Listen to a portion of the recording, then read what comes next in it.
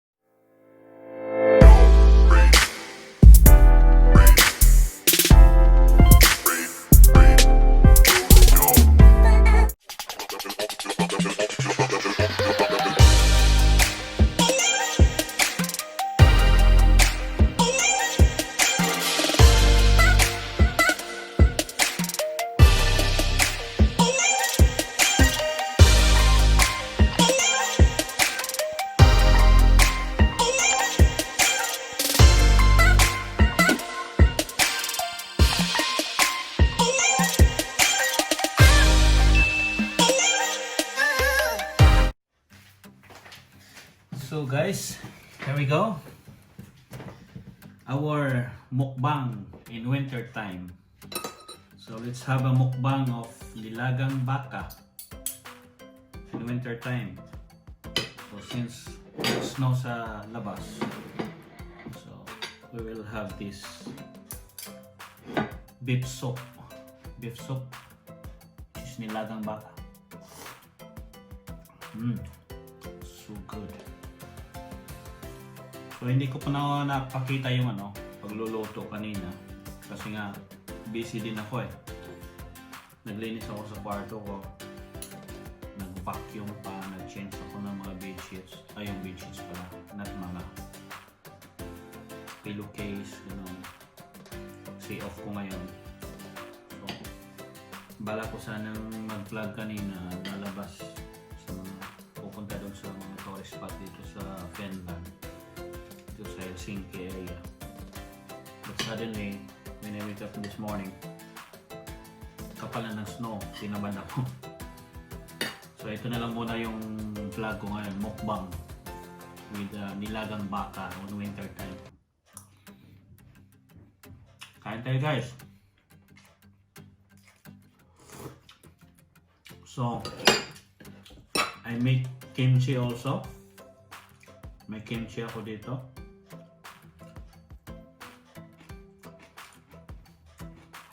Which is good for the nilagang baka.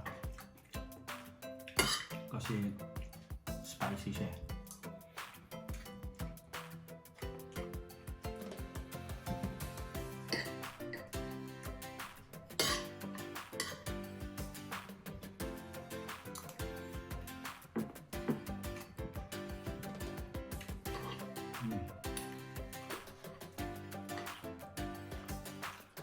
Mga 1 oras ko lang pinakuluan tong baka nito. Malambot naman.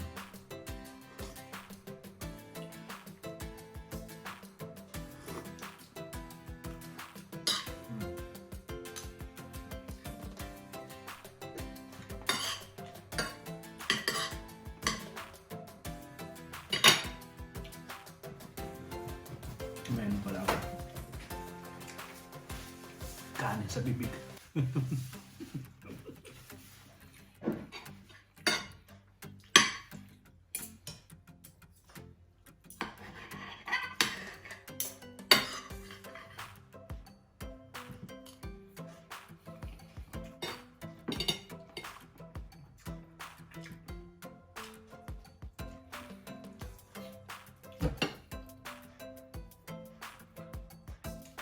This kimchi is 10 days now. So, nakaburo na siya. Saktong-sakto. Kaya masarap.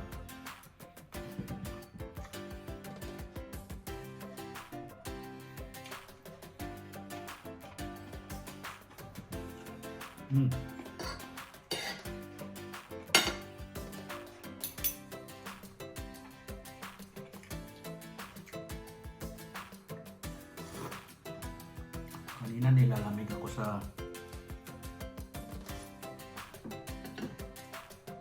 snow kasi dito sa bahay pag nagluto ka kailangan mong i-open yung door dyan sa terrace para yung usok lalabas kasi yung exhaust namin dyan sa kusina nasa lutuan hindi masyadong gumagana.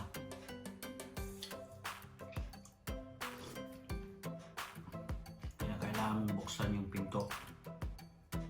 Saka nung binuksan yung pinto, nag-snow sa labas. Sobrang lamig. Ngayon, yung naka-ano ako ng sabaw, malaking tulong.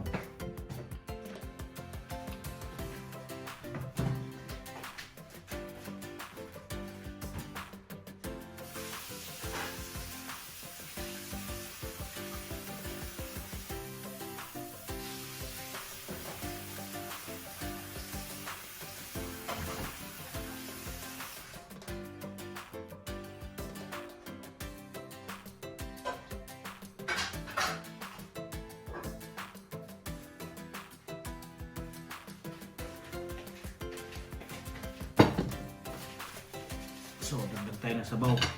Kasi sarap na higupin yung sabaw sa malamig na panahon. Simple lang tong yung nilagang baka na to. Ingredients, sibuyas, luya, ay walang masyadong gulay. Tanglad.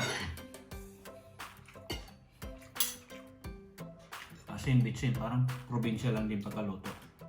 Walang kaartihan. Lagay mo lang lahat sa kaldero, pakuluan mo lang hanggang lalambot yung baka. Ayun, pwede na.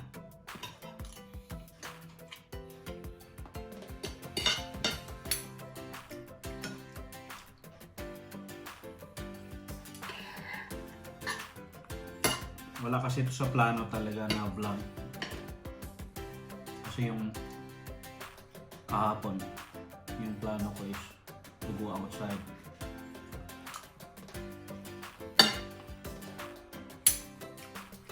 Eh, biglang nag-snow. Eh, ito na lang muna. Makapag-shoutout man lang sa mga bagong friends ko dyan.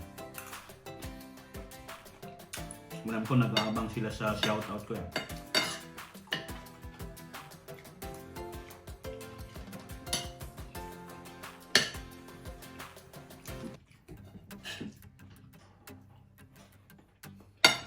Lambot. Lambot ng baka.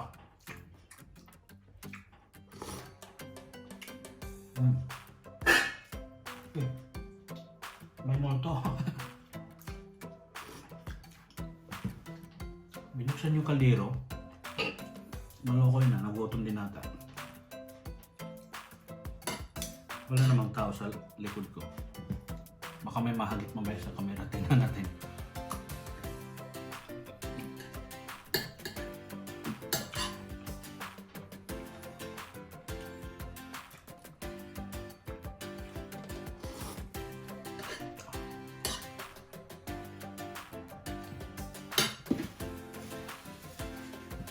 Busog na ako. Mainit talaga akong kumain.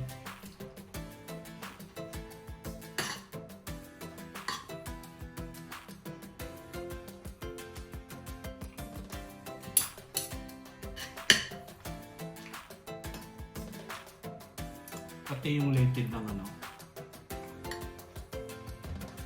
yung baka, talagang napalambot to. You know, yun guys, oh, may lated yan eh, yung lated to. So,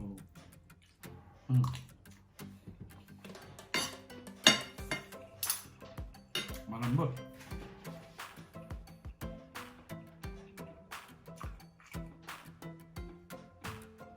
Mga isang oras lang sinakasalang sa high temperature na ano, sa cooking stove.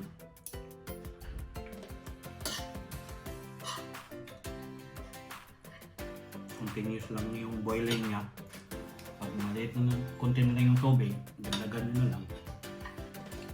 Tapos pag okay na yung baka, saka na lang kayo mag final ano, seasoning sa salt and pepper. Excuse me. Pero ako, gumagamit talaga ako ng MSG. Kasi binabase ko dun sa history ng MSG about sa paggamit. Depende naman yan sa paggamit mo. Moderate lang. Kasi tingnan mo yung mga Japanese guys. They're the one who build it. No, they're the one who make that MSG. Pero sa Japan ngayon, maraming mga ano, mga 100 plus na matatanda. And they're still using about that MSG. So, I think there's no problem about it. Dapat moderate lang yung paggamit. Huwag lang masyadong marami or no.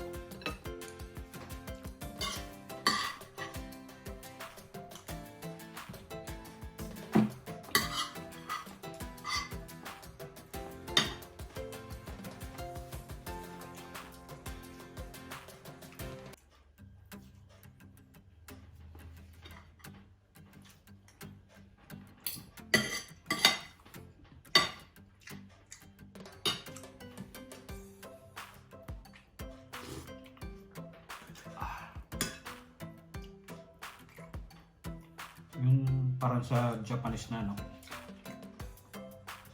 pag humikot yung sabaw talagang may tunog. Kasi ano daw yun eh, tradition daw nila yun eh.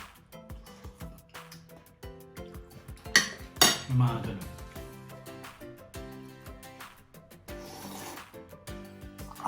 Uishi. Ay nako. Makakabagot. Mag-isa ka lang.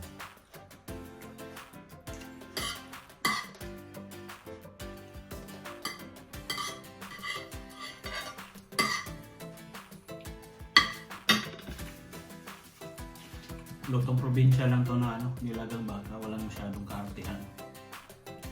Simple ingredients lang. Ano lang siya, 3 ingredients lang.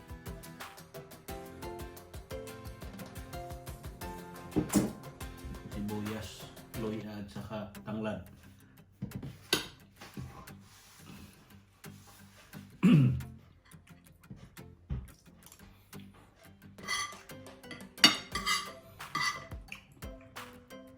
Hindi ko maubos sabaw. Ano pala? May kasama palang baby carrot. pang padagdag.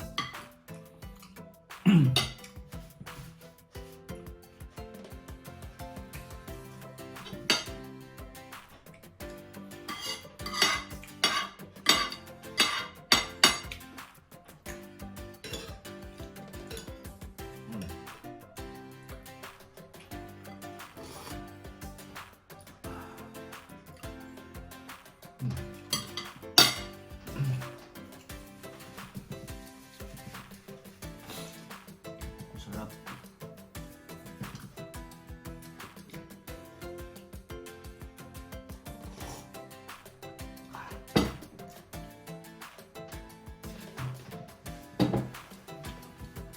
May kukunin lang ako para sa mga fans ko.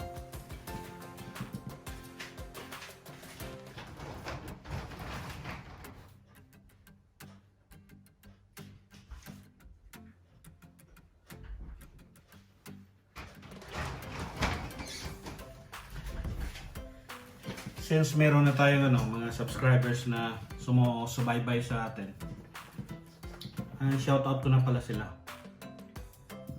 Medyo marami man kayo nagko-comment sa mga previous vlogs ko. Hopefully mapanood nyo to. Shoutout sa inyong lahat. Salamat sa suporta. And ingat po tayo lagi. Lalo na ngayon pandemic. So, simulan ko na. Shoutout sa kay Lord PH. Ito, malaking tulong to sa ko. Sa channel ko. GBL Vlogs. Shoutout sa iyo. Rams TV 4. Shoutout. Si Idol PH. Shoutout Idol. Hikaru TV. Shoutout. Mapagmahal na kaibigan. Shoutout sa iyo. Si Atinoymi Maukonin. How to pronounce it? Maukonin. Atinoymi, shoutout. Si Charlene Enzo. Shoutout. Si Aling P. Shoutout sa iyo. Si Myers Vlog. Shoutout.